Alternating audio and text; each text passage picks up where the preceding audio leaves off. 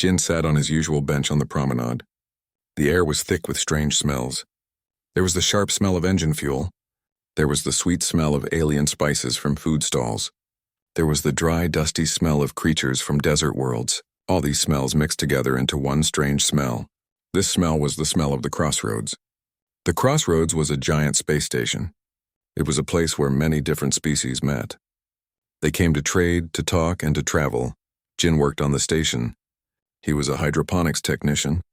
This meant he took care of the plants that grew without soil. These plants helped clean the air.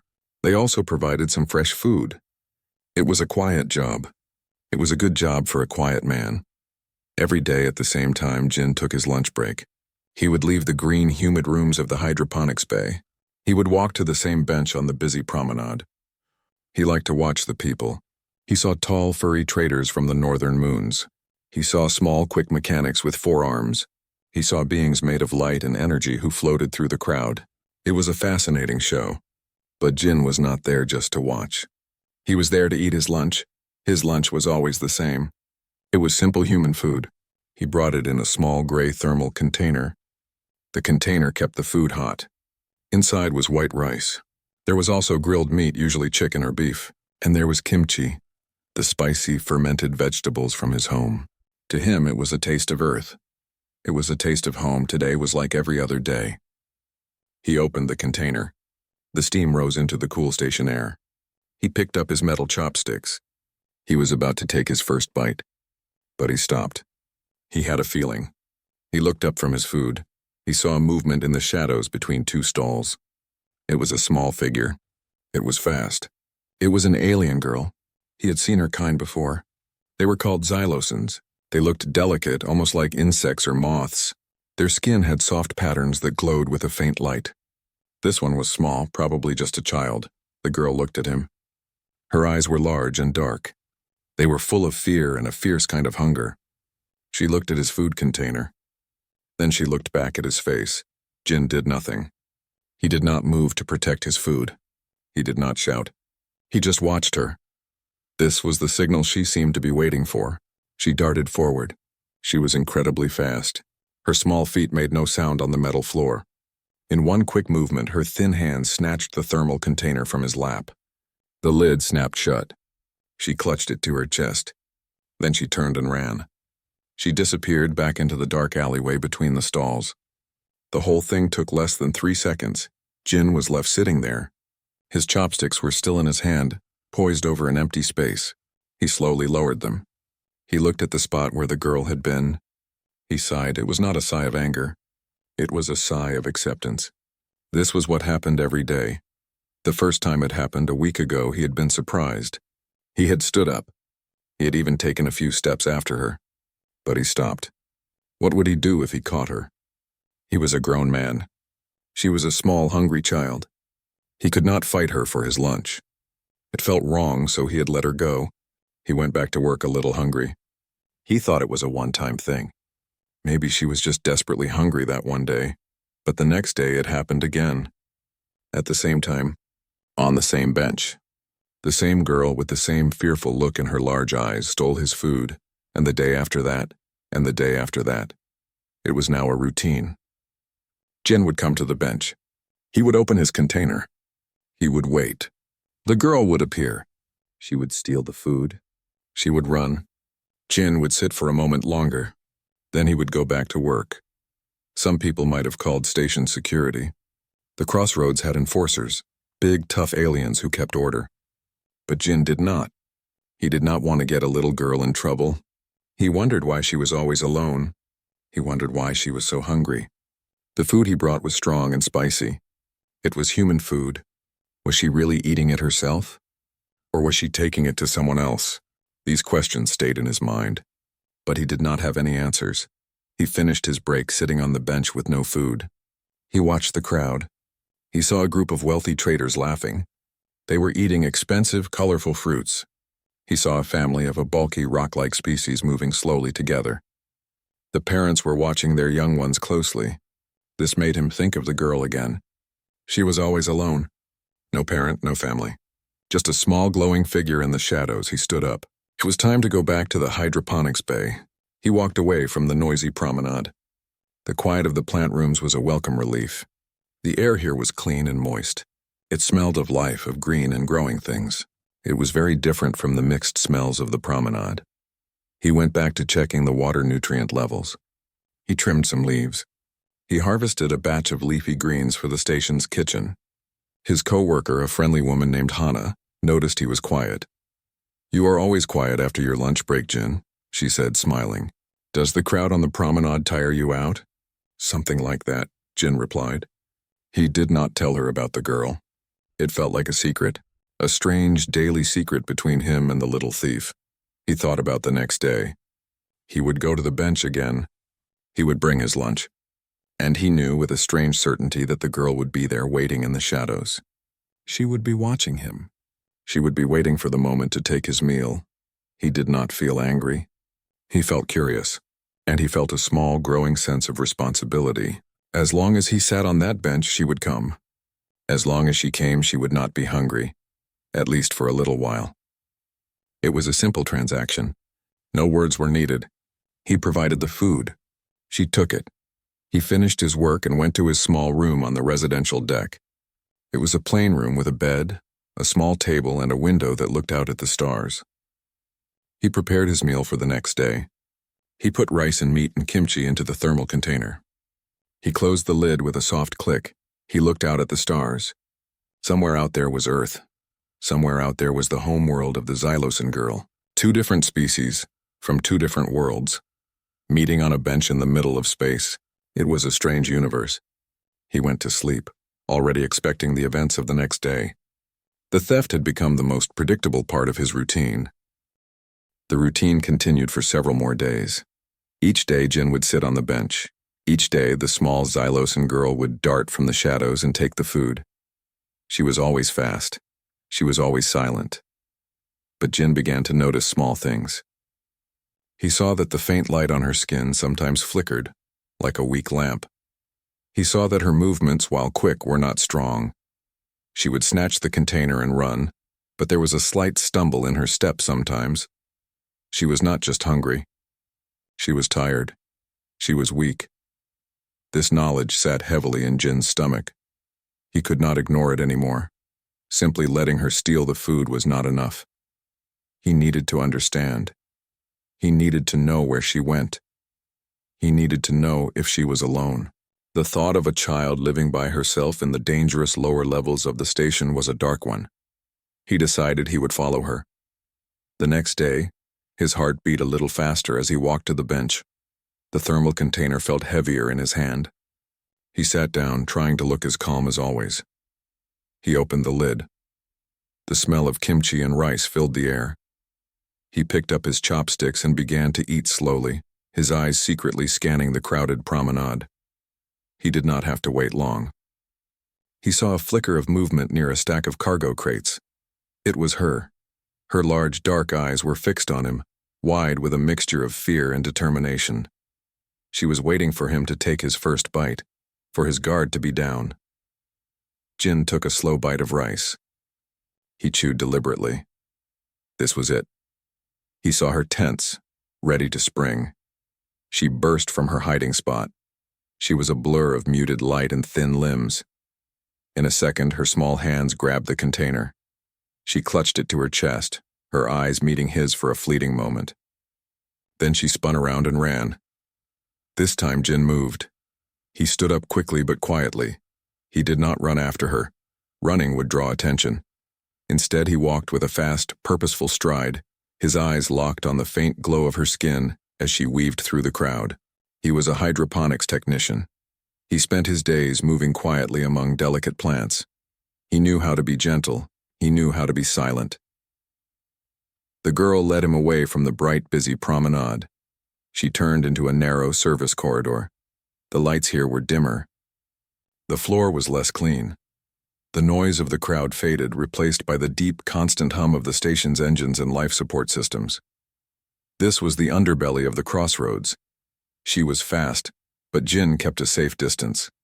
He stayed in the shadows, his dark work clothes helping him blend in. He watched her small form dart down a flight of metal stairs. The air grew cooler. The smell changed from food and people to the smell of oil, rust, and recycled air. They went deeper and deeper. They passed storage rooms with locked doors. They passed pipes that hissed steam. They were in the lower levels now, places where station maintenance crews worked and where those with nowhere else to go tried to hide.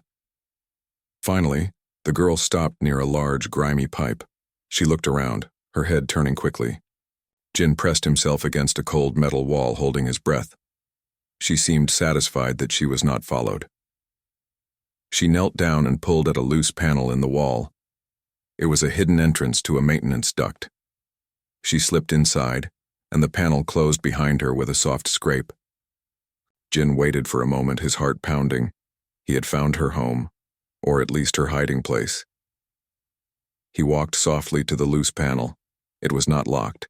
He carefully pulled it open. It was just wide enough for a person to crawl through. A dim, flickering light came from inside. He could hear the soft sound of voices. He got down on his hands and knees and crawled inside. The duct was cramped and dusty. He moved forward slowly, trying to make no sound. The soft voices became clearer. One was the girl's, high and young. The other was weaker, raspy, and tired. He reached a wider area where the duct opened into a small, hidden room. It was formed by a junction of several large pipes. There was a small, battery-powered light on the floor, casting long shadows. And there, lying on a pile of old blankets and discarded packing materials, was another xylosan. This one was an adult female. She was much thinner than the girl. Her skin, which should have glowed with soft light, was pale and dull. Her patterns flickered weakly, like a candle about to go out. She looked very, very sick. The girl, Mireille, was kneeling beside her. She had opened the thermal container. "Here, mother," she said, in her soft, chittering language. Jin could not understand the words, but the meaning was clear. "I found food. You must eat." She used her fingers to scoop up some of the soft rice. She gently brought it to her mother's lips. The mother, Suman, turned her head weakly. "You eat first, my light," the mother whispered, her voice a dry rustle. "You need your strength." "I already ate," the girl lied quickly. "This is for you, see, it is warm." She insisted until her mother slowly opened her mouth and accepted the rice. The girl continued to feed her, bite by careful bite. She talked softly as she did, her voice full of a forced cheerfulness. "The Starwalker did not see me today," she said. "He was looking at a ship, it was easy. I was very fast." Jin felt a cold shock. Starwalker. That was what she called him, and she was lying to her mother. She was telling her mother that she was not stealing, that it was easy. She was carrying this burden all by herself. He watched, hidden in the darkness of the duct as the mother ate the human food. Some color seemed to return to her pale cheeks. Her flickering light stabilized just a little. The food was helping. It was keeping her alive. The girl did not eat a single bite. She gave every bit of the food to her mother. When the container was empty, she carefully licked the inside of the lid to get the last bits of flavor. Then she put the container away, probably to use again. Jin had seen enough. His questions were answered. This was not a petty thief. This was a daughter trying to save her mother. The daily thefts were acts of love, acts of desperation. He felt a deep sadness, but also a new sense of purpose. He slowly backed out of the duct, careful not to make a sound. He replaced the panel and stood in the cool, dark corridor. The hum of the station seemed louder now, a constant reminder of the harsh life here. He walked back to the hydroponics bay, his mind racing. He could not just continue to let her steal the food. It was not enough. The mother was sick. The girl was starving herself. The stolen meals were a temporary fix for a much bigger problem. He thought about the mother's weak, flickering light. He thought about the girl's lie. "I already ate." He thought about the hidden room in the ducts, a cold and lonely place for someone to be sick. He arrived at the green, humid air of the hydroponics bay. Hana was watering the plants. "You are back early, Jin," she said. "Is everything okay?" Jin looked at the vibrant green plants around him. They were healthy. They were growing. They had everything they needed. "Yes," he said, his voice quiet but firm. "I just have a new project to think about." He knew what he had to do. The game had changed. It was no longer about being a victim of a theft. It was about becoming a helper. He just had to find a way to offer his help without scaring the brave little girl away. Tomorrow on the bench he would start. The next day, Jin's lunch break felt different. He was not just a man going to eat. He was a man with a plan. The thermal container in his hand felt different too. It felt like a tool. It felt like a message. He walked to his usual bench on the promenade. The noise and the smells were the same, but he saw everything with new eyes. He saw the shadows where Mirai hid not as a place of threat but as a place of fear. He saw the crowd not as a show but as a cover for a small girl's desperate mission. He sat down. But he did not open his container. He placed it on the bench next to him. Then from his bag he took out a second container. It was identical to the first. He placed it on his other side. He had 2 containers now, one for himself and one for her. His heart was beating hard. This was a risk. What if she did not understand? What if she saw it as a trick? What if she became too scared to come at all? He needed her to keep coming. Her mother needed the food. He waited. He did not look toward her hiding spot. He did not want to scare her. He looked out at the passing ships in the dock, trying to appear calm. He picked up the container meant for himself and opened it. He began to eat slowly. He saw the movement from the corner of his eye. She was there. She was watching. He could feel her confusion. For days there had only been one container, the one in his lap. Now there were 2. He continued to eat, not looking at her. He saw her hesitate. She shifted her weight from one foot to the other. Her large, dark eyes darted from him to the container and back to the shadows behind her. She was deciding if it was safe. Jin made his move. He kept looking straight ahead, at the stars outside a large viewport. Slowly, very slowly, he reached out with his left hand. He did not look at the second container. He just pushed it a few inches across the bench, away from himself and closer to the edge. It was a clear, silent offer. "This one is for you." He held his breath. This was the moment. Would she trust the gesture? For a long second, nothing happened. Then a swift blur of motion. Mirai shot out from the shadows. She did not run all the way to him. She stopped a few feet from the bench, her body tense, ready to flee. Her eyes were locked on the container he had pushed forward. She took a quick, nervous step. Then another. Her thin hand snatched the container from the bench. The moment she had it, she turned and ran. She did not look back. She vanished into the alleyway, the stolen meal clutched tightly to her chest. Jin let out a long, slow breath. He felt a wave of relief. It had worked. She had understood. She had taken the offering. He finished his own meal, a feeling of quiet accomplishment settling over him. The unspoken pact had been formed. He would provide. She would take. No chase, no fear. It was a better system. The following days fell into this new routine. Jin would arrive with 2 containers. He would sit. He would push one to the edge of the bench. Mirai would appear, a little less hesitant each time. She would take the container and run. Sometimes she would pause for a fraction of a second, her eyes meeting his. It was not a look of thanks, not yet. It was a look of confusion, of wary observation. She was studying him, trying to understand why he was doing this. One day it rained inside the station. It was not real rain.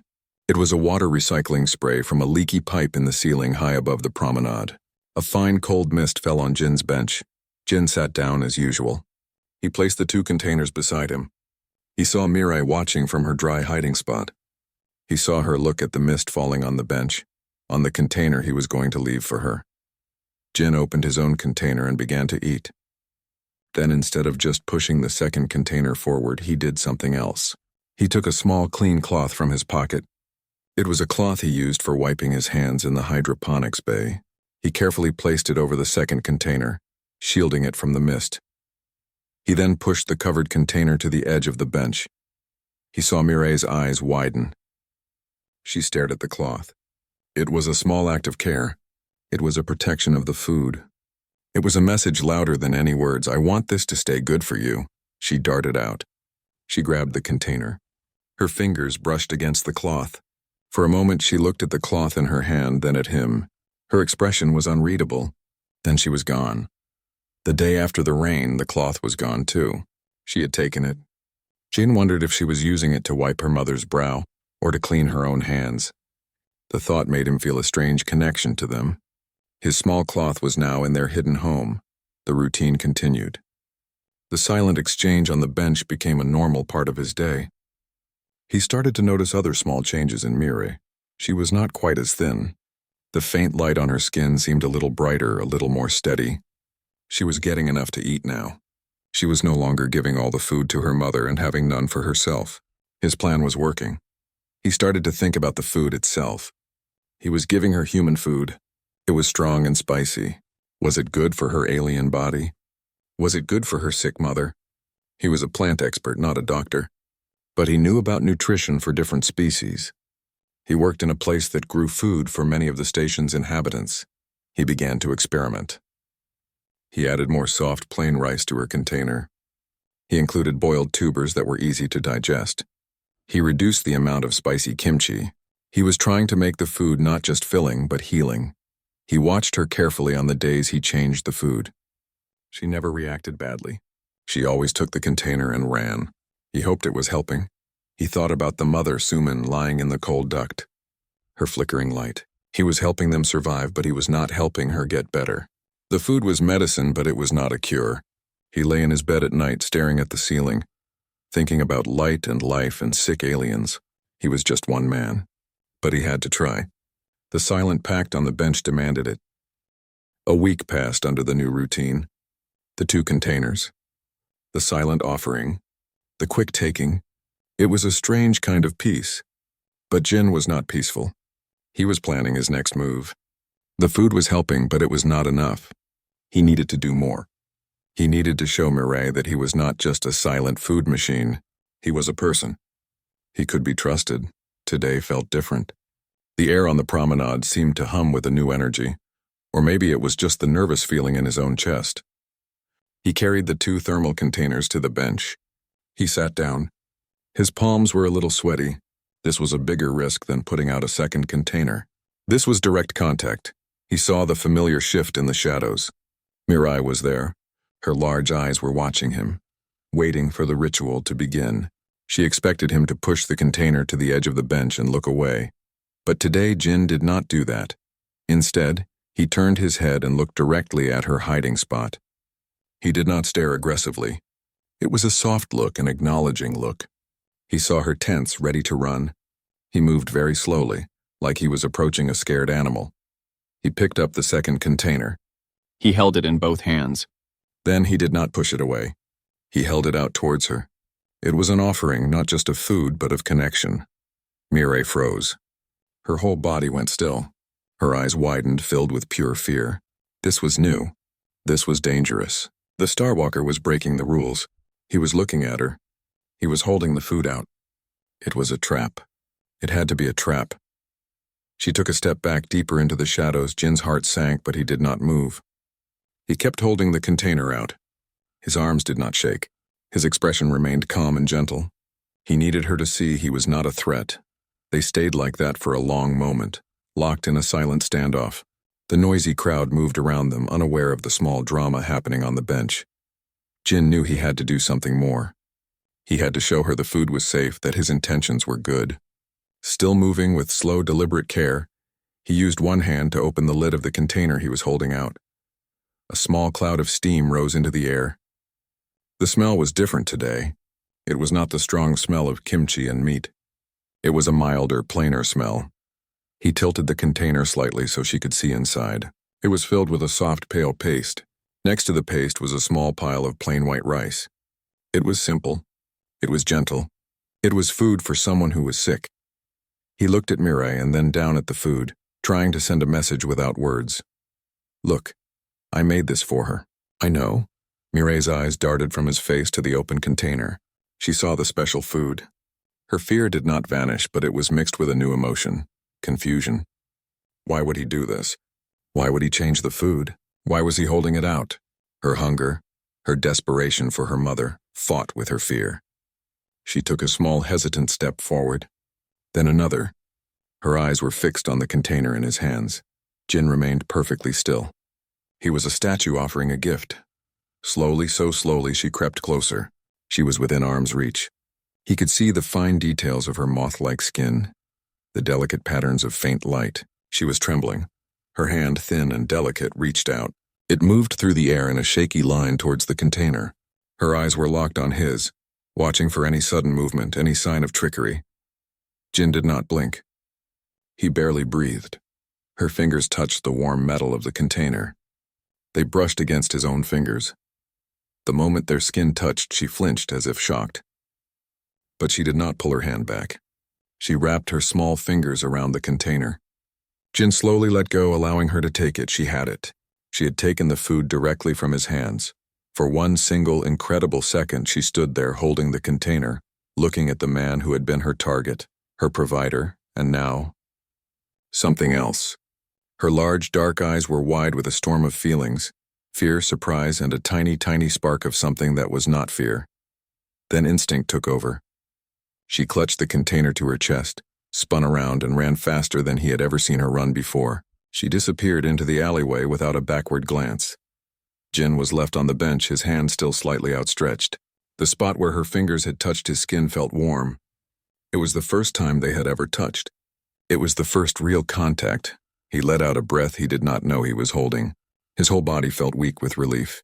It had worked. She had taken the food from his hand. The wall of fear between them had a crack in it. He looked down at his own forgotten lunch.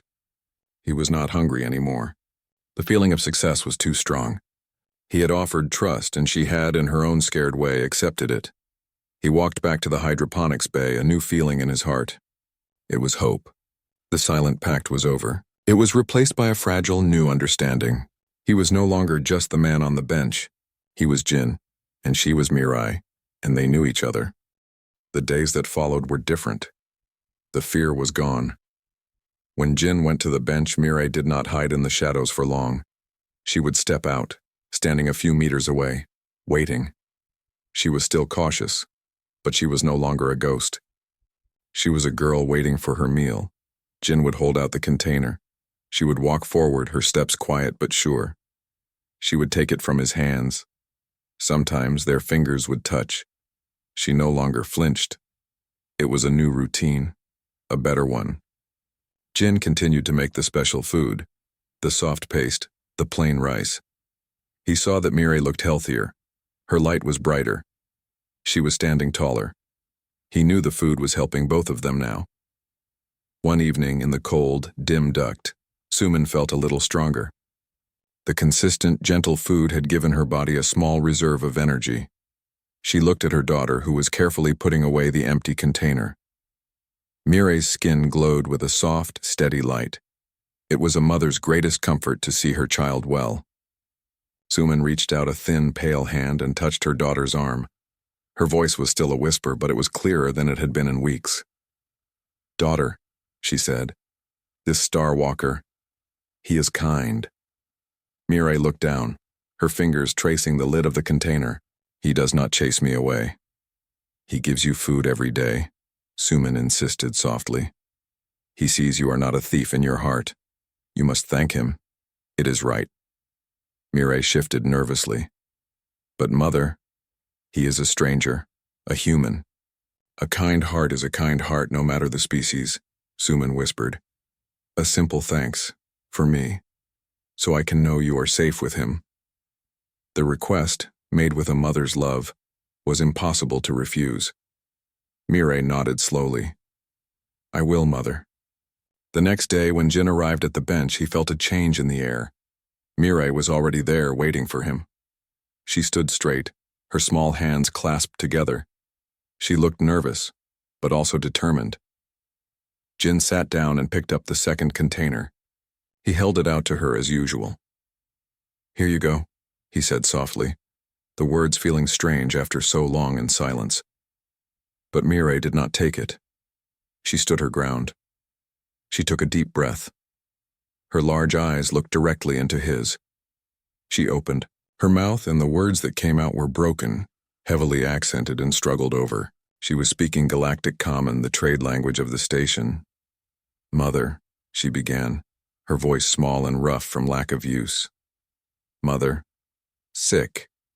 Jin felt his heart stop. He lowered the container slightly, giving her his full attention. He nodded slowly, encouraging her to continue. Mirai pointed a thin finger towards the lower levels. "Light fade sickness." She then brought her hands together and then pulled them apart, a slow, dimming motion. "Her light goes." Jin understood. The flickering, the weakness, it had a name. Light fade sickness. Then, Mirai looked back at him. The fear in her eyes was gone, replaced by a profound, desperate gratitude. "Thank you," she said, the two Galactic Common words clear and strong. "Thank you for food." In that moment, everything fell into place for Jin. The mystery was solved. The daily thefts, the desperate runs, the hidden mother, the special food. It all led to this single, heartfelt thank you from a scared little girl. He felt a lump form in his throat. He nodded again, his own voice feeling thick. "You are welcome," he said, making sure to speak clearly and slowly. "What is your name?" The girl seemed surprised he would ask. She hesitated, then answered. "Mirai, Mirai," Jin repeated. The name felt right. "That is a good name. I am Jin." He held out the container again. This time she stepped forward and took it. She did not run away immediately. She stood for a moment holding the warm food. "Jin," she said, testing the name. She gave a small, almost imperceptible nod. Then the old habit took over, and she turned and hurried away. But she did not run. She walked quickly, with purpose. She had delivered her message. She had fulfilled her mother's wish. And she had learned his name. Jin sat on the bench for a long time after she left. The noisy promenade seemed to fade around him. His mind was racing. Light fade sickness. He had heard of it. It was a xylosin illness. It came from poor nutrition and deep sadness. It literally made their inner light fade away until they died. The stolen human food had been a stopgap. His special, gentle food was better, but it was still just food. It was not a cure. It was like giving a thirsty person a single drop of water each day. It kept them alive, but it did not fill them. He thought about Sumin, her light flickering in the cold, dark duct. He thought about Mirai, bravely learning words in a new language just to thank him. They were not just two aliens in trouble. They were Mirai and Sumin. He knew their names. He knew their struggle. He stood up, his decision made. He was not just going to provide meals. He was going to find a way to provide a cure. He was a hydroponics technician. He grew life for a living. He would find a way to grow the kind of life that could save Sumin. He walked back to his work, not with sadness, but with a fierce new determination. The thank you was not an end. It was a beginning. It was a request for more help. And he would not let them down. Jin did not go to the bench the next day. The routine was over. It was time for something new. He went straight to the hydroponics bay, his mind focused. He had spent the night researching on the station's database. Light fade sickness. It was a wasting disease for xylosins, caused by a lack of specific light-reactive nutrients found on their home world. He walked through the rows of lush green plants. He saw leafy greens for humans, purple tubers for the heavy gravity species, and fragrant moss for the traders from the volcanic moons. But there was nothing for a xylosan, nothing that could cure the light fade. He went to his supervisor, an older woman named Mrs. Park. He explained the situation. He did not say he had been feeding a thief for weeks. He said he had discovered a xylosin family in the lower levels, suffering from light fade. He asked if he could use a small, unused cultivation tank to try to grow something that could help. Mrs. Park listened, her face serious. She was a practical woman, but she had a good heart. "The station council will not pay for medicine for stowaways, Jin," she said gently. "I am not asking for medicine," Jin said. I am asking for permission to use an empty tank and some seeds. I will do the work myself. On my own time. Mrs. Park looked at his determined face. She had seen how quiet and dedicated he was. This passion was new. She nodded. The small tank in the corner, the one with the broken light. If you can fix it, you can use it. But the seeds, you will have to find them yourself. That was all Jin needed. He spent his lunch break and the hours after his shift working on the tank. He repaired the light with parts from broken equipment. He cleaned it thoroughly. Then he went to the station's commercial trade hub. He used a large part of his own pay to buy a small packet of seeds. They were for a xylosan sunlichen. The description said it was rich in the exact nutrients that fought light fade. He planted the seeds in the tank. He adjusted the light to a specific blue-white spectrum that mimicked the xylosan sun. He carefully mixed the nutrients in the water. This was his most important project. Days turned into a week. He still brought food to Mirai. He would meet her at the bench and she would take the container. Sometimes she would look at him with a question in her eyes, wondering why he had not come the one day. But she never asked. She just took the food and went to her mother. Finally, the day came. The sun lichen had grown. It covered the rock in the tank with a soft glowing green and gold carpet. It was ready. That afternoon, Jin did not bring a thermal container. He carried a small transparent case. Inside, growing on a piece of porous stone, was the sun lichen. It glowed with a gentle, healthy light. He walked to the lower levels. He went to the loose panel by the large pipe. His heart was pounding. This was the biggest risk of all. He was entering their home. He knelt down and pulled the panel aside. He did not crawl in. He did not want to scare them. He placed the transparent case on the floor just inside the duct. Next to it, he placed a final thermal container of food. Then he stepped back and waited. A few minutes later, Mirai's face appeared at the opening. She looked out, saw him, and her eyes widened. Then she saw the case. She saw the glowing lichen inside. Her breath caught. She knew what it was. Every xylosan child knew what the sun lichen was. She looked from the lichen to Jin, her expression one of pure, stunned hope. Jin pointed to the lichen, then pointed into the duct, towards her mother. For Suman, he said, his voice soft but clear. It will help her light. He then made a cutting motion near the lichen. A little piece each day. Let it grow. Mirai stared at the plant, then back at him. Tears, shimmering with their own tiny light, welled in her large eyes. She did not say thank you. Words were not enough. She simply bowed her head, a deep, respectful bow of profound gratitude. Jin bowed his head in return. His job was done. He turned and walked away. He did not go back to the bench the next day or the day after. The daily meals were over. He had given them something better. He had given them a chance to heal. A week later, he was working in the hydroponics bay when Mrs. Park came to find him. She had a strange look on her face. Jin, she said, the station administrator is here. He wants to talk to you. Jin's heart sank. Had he gotten in trouble for using the tank? He wiped his hands and went to the front. The administrator was not alone. Standing next to him was a tall xylosan man. His skin glowed with a strong, steady light. He wore fine clothes. He was clearly someone important. The administrator spoke. Jin, this is Envoy Kale. He is a diplomat from the Xylosan homeworld. He has a question for you. The Xylosan envoy Kale stepped forward. His voice was deep and melodic. Human Jin, we found a female and her daughter, Suman and Mirai, in the lower levels. They were both suffering from light fade, but they are recovering. The daughter says a human starwalker named Jin gave them food, and then he gave them a sun lichen. You have saved 2 lives. Our people are in your debt. Jin was speechless. He just nodded. The envoy continued. We wish to repay you. Name your reward. Jin thought for a moment. He looked around the hydroponics bay. He thought of the small tank of sun lichen. He had an idea. I do not want a reward for myself, Jin said, but the station clinic has no xylosan medicines. If I could have permission to grow more sun lichen and other healing plants here, for anyone who needs them, that would be a good reward. Envoy Kale looked surprised, then impressed. He nodded gravely. It shall be done. We will provide the seeds and the knowledge. You will be the keeper of this garden. The deal was made. Jin's small project grew.